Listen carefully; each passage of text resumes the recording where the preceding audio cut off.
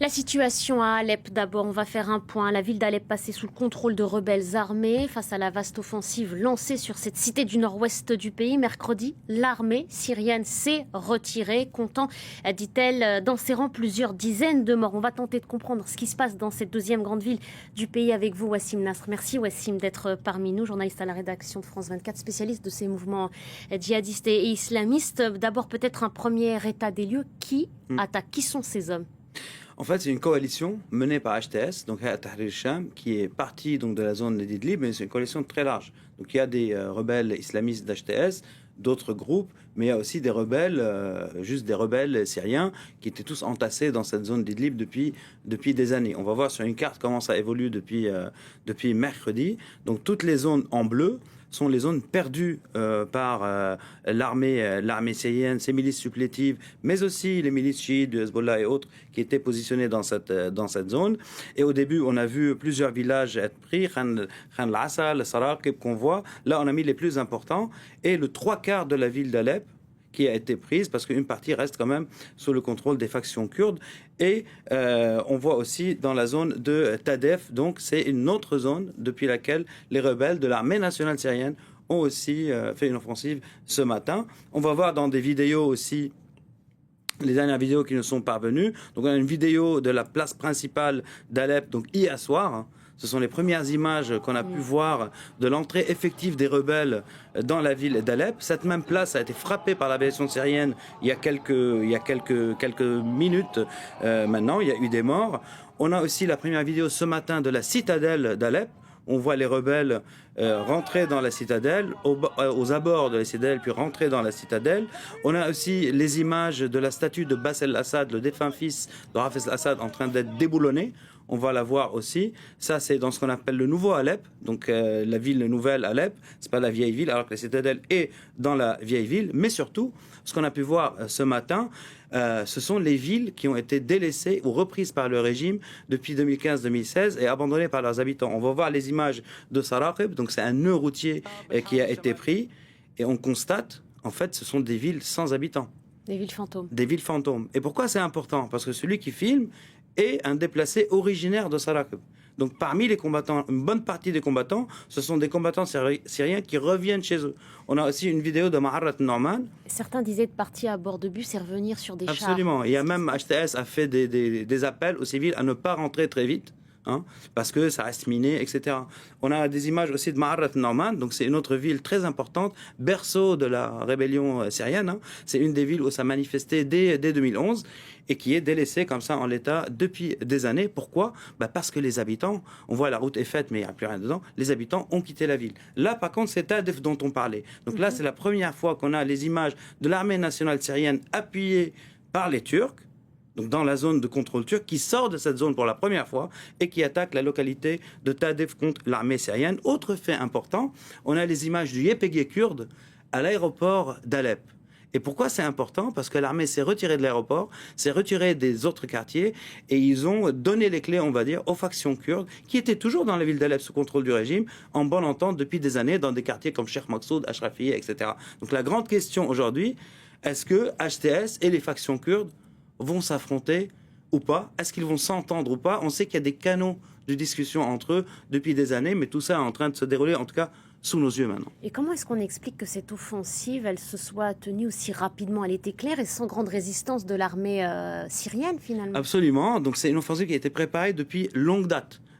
Quelques facteurs nouveaux et importants, on va les voir. On a vu des premières frappes de drones, donc utilisées par HTS, contre l'armée syrienne et les milices supplétives. On a les images de cela et on voit que c'est des drones à réacteurs. C'est pas des drones à hélice. Donc développés en interne par HTS depuis des années. On voit aussi les petits drones qu'on a l'habitude de voir en Syrie depuis plus de 10 ans. Les petits drones modifiés qui jettent des petits obus, là contre un char T-72 de l'armée syrienne et contre les soldats.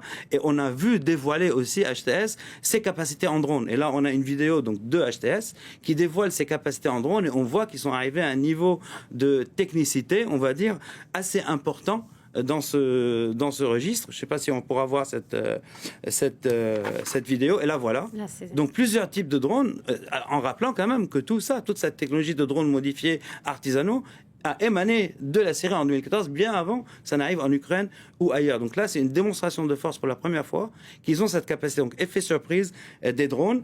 On peut aussi voir une des attaques contre une base à Sarakib, ça s'appelle c'est l'usine d'huile de Sarakib, qui était une base de l'armée. Et on voit, par exemple, même le véhicule, là, le blindage, tout ça, c'est développé en interne par HCS. Donc, ils ont fait un build-up de force pendant des années pour pouvoir arriver à ce résultat. On voit que leurs soldats sont beaucoup plus professionnels, entre guillemets, et entraînés que ce qu'on a pu voir avant, dans le registre, on va dire, de la rébellion syrienne. Aussi, facteur important, très important, c'est que le chef Joulani de HTS, que vous avez rencontré, que j'ai rencontré il y a plus d'un an, un peu plus d'un an, a fait des appels répétés à ses soldats de respecter les civils, de ne pas attaquer les civils, pas rentrer dans leur maison. Il a fait des appels à la défection à l'armée syrienne, mais aussi et surtout, celui qui a le dossier des minorités, que j'avais aussi rencontré, a fait un appel explicite aux chrétiens et aux autres minorités en leur disant « Restez chez vous, on ne va pas s'attaquer à vous, vous pouvez rester et vivre en liberté, etc. » Comme ce qu'on fait déjà à Idlib. Parce que quand j'étais à Idlib aussi, j'ai pu visiter des villages chrétiens où les chrétiens étaient encore là, ils arrivaient encore à réparer leurs églises et à vivre un minimum dans une situation qui est forcément à minima, mais qui n'était pas persécuté ou tué par le groupe dominant qui est HCS. Alors ils peuvent être accueillis comme des libérateurs, ces hommes, par les populations civiles encore sur place ou les déplacés? Encore une fois, ça peut être... Encore une fois, les villages délaissés, c'est des gens qui rentrent chez eux. On a bien vu dans les images étaient complètement délaissées. Dans la ville d'Alep, il n'y a pas eu de résistance populaire à l'entrée des combattants d'HTS. On les a vus rentrer dans les mosquées, appeler les gens à rester chez eux. On ne peut pas tout montrer, faire des appels depuis les mosquées, etc. Il n'y a pas eu d'affrontement dans la ville. Ça, c'est un fait.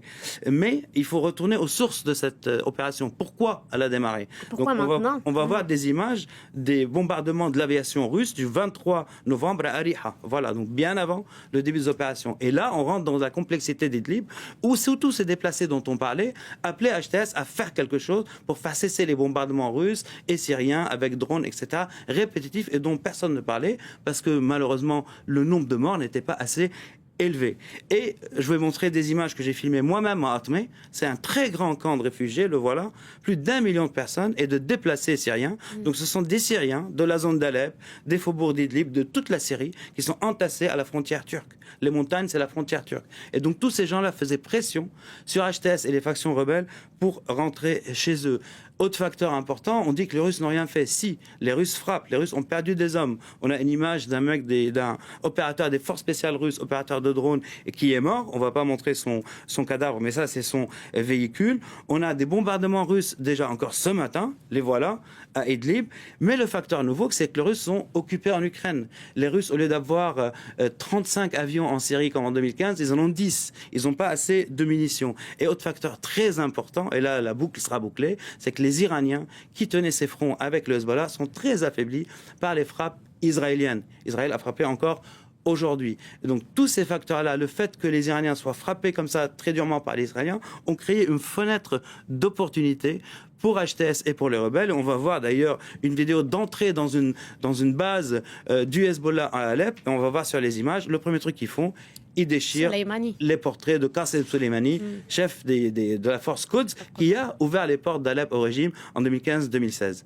Donc, et voilà, on revient dans une situation aujourd'hui où les rebelles ont le dessus, mais on ne sait pas comment ça va évoluer. C'est ça, d'un mot, est-ce que ça rebat les cartes de ce qui se passe en Syrie? La prise de Alep peut rebattre les cartes, mais les équilibres des forces en présence est toujours très important. On va dire en faveur des Kurdes, des Américains, les Russes ne sont pas partis, donc on verra comment ça va évoluer. Surtout qu'Assad ne s'est pas encore prononcé. Oui, silencieux.